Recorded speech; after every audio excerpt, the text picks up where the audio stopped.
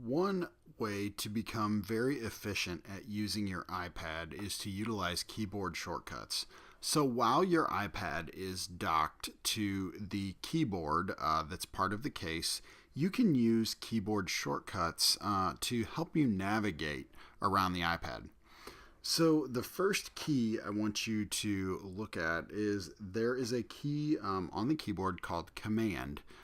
If you're familiar with Mac computers and Apple computers, you know they all have a Command key. If not, if you're more from a Windows or a Chromebook perspective, those don't have a Command key. But with the iPad, I want you to get used to the Command key.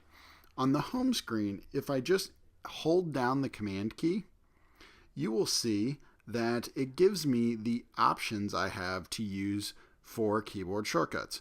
So notice it says switch app, command plus tab. That's the little sign for command. And so what I'm going to do is I'm going to actually hit command tab.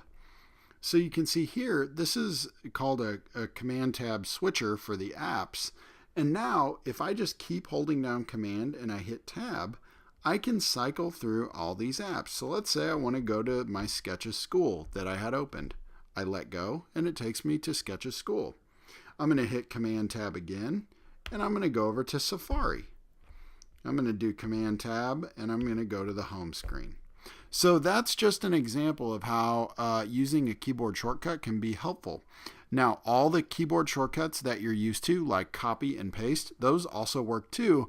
But make sure you're using the Command key. It's Command C for copy and Command V for paste.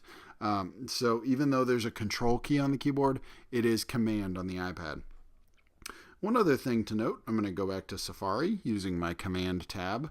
When I'm in an app, if I hold down on just the Command key, you will see a list pop up of all the possible keyboard shortcuts you can use. So something I use a lot is that find on page. Maybe if you get to a website and then there's a specific topic you're looking for, you can do Command F.